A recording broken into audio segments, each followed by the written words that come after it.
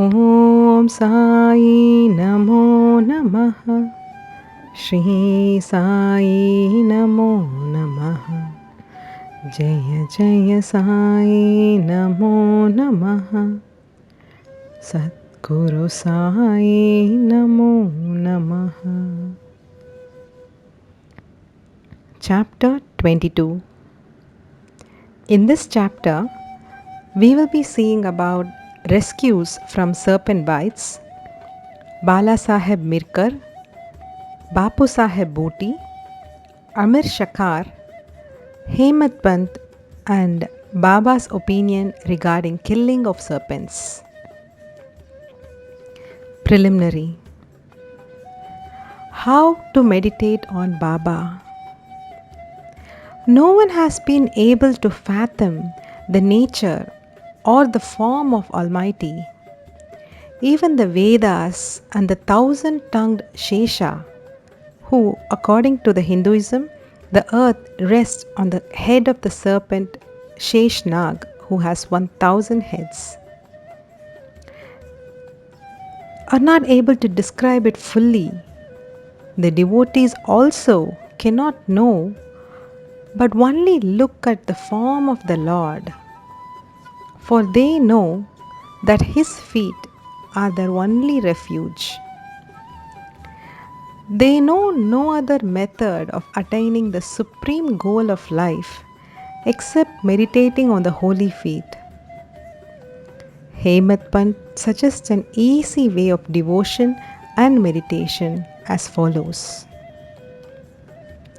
As the dark fortnight of every month wears out gradually, the moonlight also wanes in the same degree, and on the new moon day, we do not see the moon at all. Therefore, when the bright fortnight begins, people are very anxious to see the moon.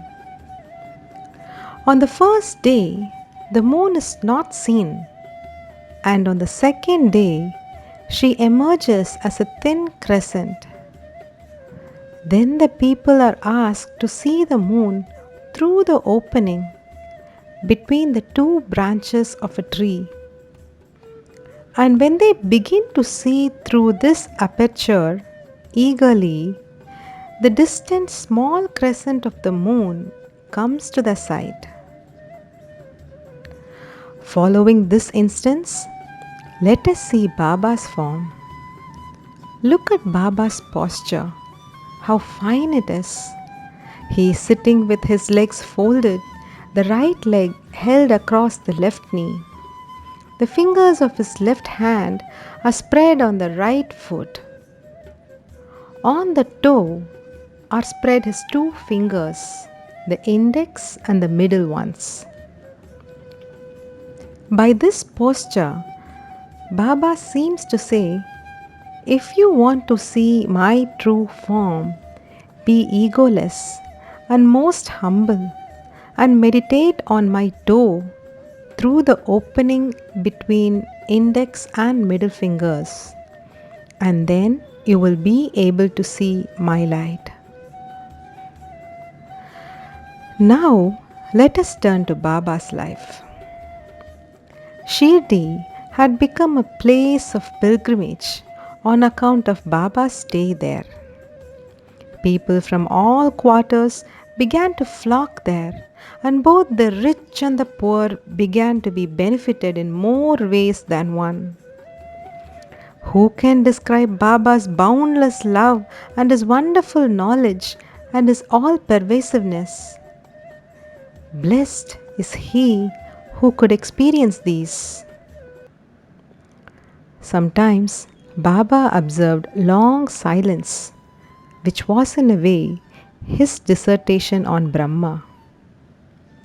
At other times, he was pure consciousness, bliss incarnate, surrounded by his devotees. Sometimes he spoke in parables, and at other times indulged in wit and humor.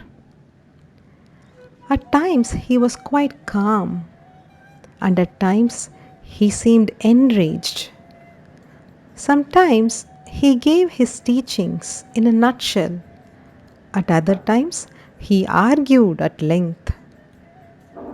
Many a time, he was very direct. In this way, he gave varied instructions to many according to their requirements. His life was therefore inscrutable beyond the ken of our mind, intellect, and speech. Our longing to see his face, to talk with him, and hear his leelas was never satisfied.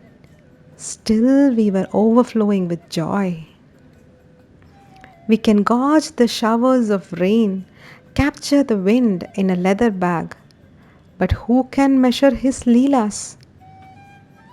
Now, we deal here with one aspect of them, which is how he anticipated or forestalled the calamities of his devotees and warned them in time. Bala Saheb Mirikar.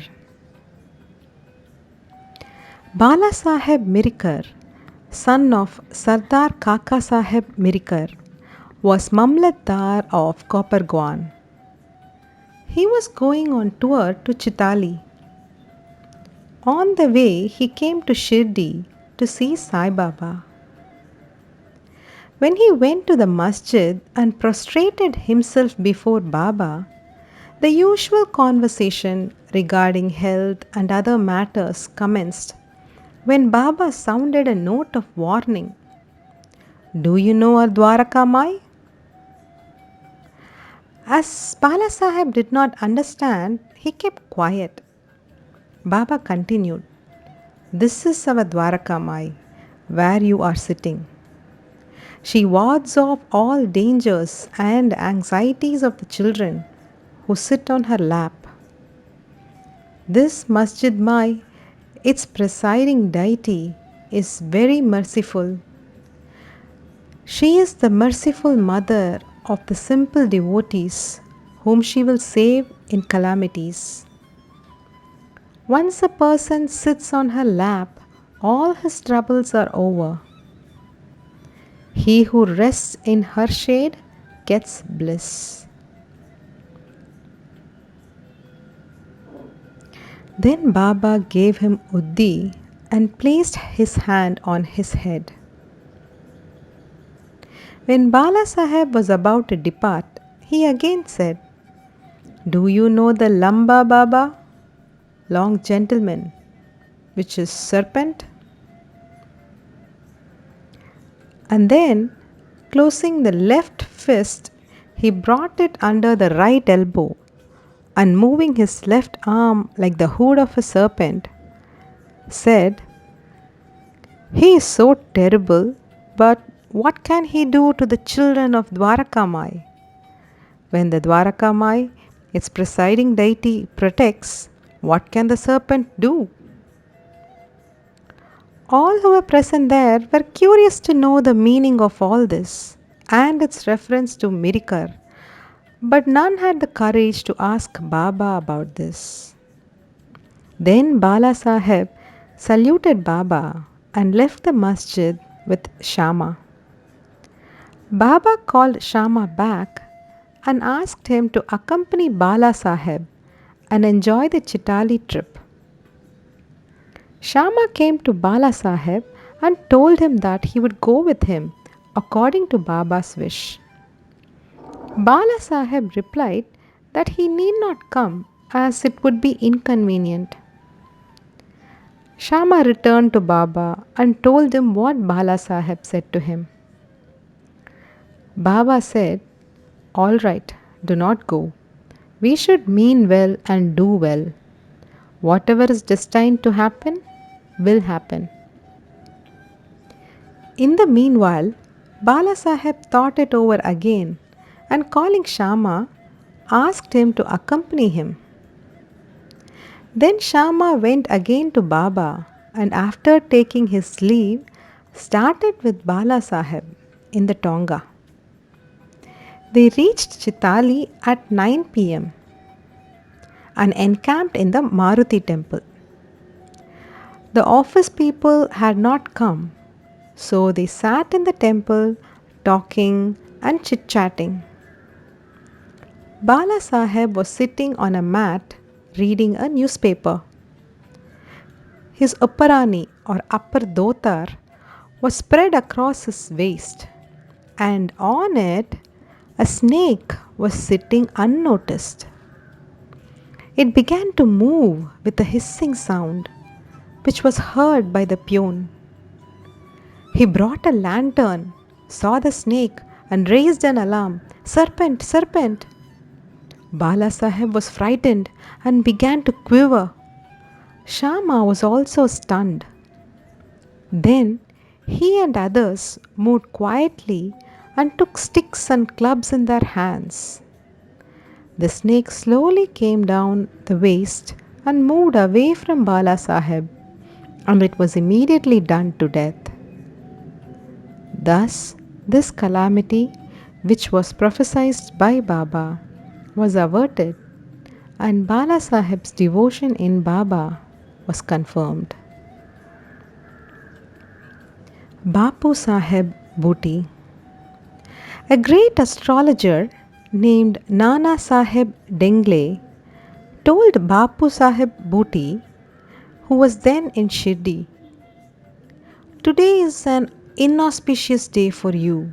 There is danger to your life." This made Bapu Saheb restless. When they as usual came to masjid, Baba said to Bapu Saheb, "What does this Nana say? He foretells death for you." "Well, you need not be afraid. Tell him, let us see how death kills." Then, later in the evening, Bapu Saheb went to his privy for easing himself, where he saw a snake. His servant saw it and lifted a stone to strike at it. Bapu Saheb asked him to get a big stick, but before the servant returned with the stick, the snake was seen moving away and soon disappeared. Bapu Saheb remembered Baba's words of fearlessness. Amir Shakar. Amir Shakar was a native of the village Korhale in Kopargwan Taluka. He belonged to the butcher caste. He worked as a commission agent in Bandra, Mumbai, and was well known there. He once suffered from rheumatism, which gave him much pain. He then remembered Allah, God, left his business, and went to Shirdi and prayed to Baba to relieve him from his malady. Baba then stationed him in the Chavadi. The Chavadi was then a damp, unhealthy place, unfit for such a patient. Any other place in the village or Korhale itself would have been better for Amir, but Baba's word was the command, the chief medicine. Baba did not allow him to come to the masjid, but fixed him in the Chavadi every morning and evening.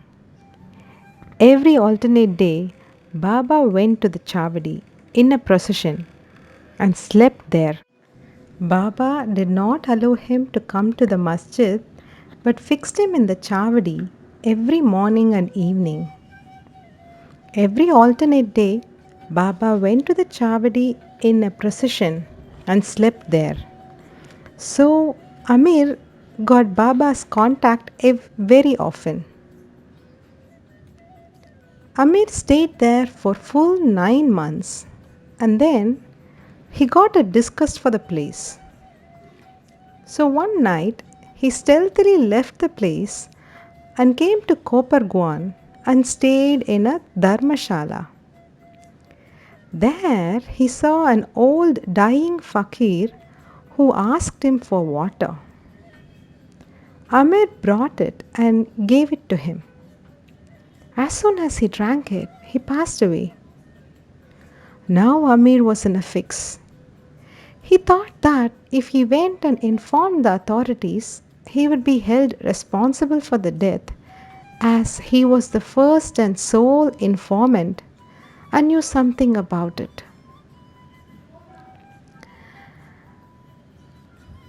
He repented for his action, which is leaving Shirdi without Baba's permission, and prayed to Baba. He then determined to return to Shirdi, and same night he retreated, remembering and muttering Baba's name all the way, and reached Shirdi before daybreak and became free from anxiety. Then he lived in the Chavadi in perfect accordance with Baba's wishes and orders and got himself cured. One night it so happened that Baba cried at midnight, "Oh Abdul, some devilish creature is dashing against the side of my bed." Abdul came with a lantern, examined Baba's bed, but found nothing. Baba asked him to examine carefully all the place and began to strike the ground with his satka. Seeing this Leela of Baba, Amir thought that Baba might have suspected some serpent there. Amir could know by close contact with Baba the meaning of his words and actions. Baba then saw near Amir's cushion something moving. He asked Abdul to bring in the light, and when he brought it, he saw the serpent coiled up there, moving its head up and down. Thereupon, the serpent was immediately beaten to death. Thus, Baba gave timely warning and saved Amir's life. Hemadpant, Scorpion and Serpent. At Baba's recommendation, Kaka Sahib Dikshit was daily reading the two works of Sri Eknath Maharaj, which is Bhagavat and Bhavarta Ramayan. And Hemadpant had the good fortune to be one of the audience when the reading of the works was going on. Once, when a portion from the Ramayan relating to Hanuman's testing Rama's greatness according to his mother's instructions was being read, all the listeners were spellbound. Hemadpant was one of them. A big scorpion, none knew where it came from, jumped and sat on the right shoulder of Hemadpant on his aparani or upper dhotar. First it was not noticed, but as the Lord protects those who are intent on hearing his stories, he casually cast a glance over his right shoulder and noticed it. It was dead silent, not a bit moving here or there. It seemed as if it also enjoyed the reading. Then, by the Lord's grace, Hemadpant, without disturbing the audience, took the two ends of his dhotar, folded them, and brought them together, enclosing the scorpion within. Then he went out and threw it in the garden. On another occasion, some persons were sitting in the upper floor of Kaka Sahib's vada just before nightfall when a serpent crept through a hole in the window frame and sat coiled up. A light was brought.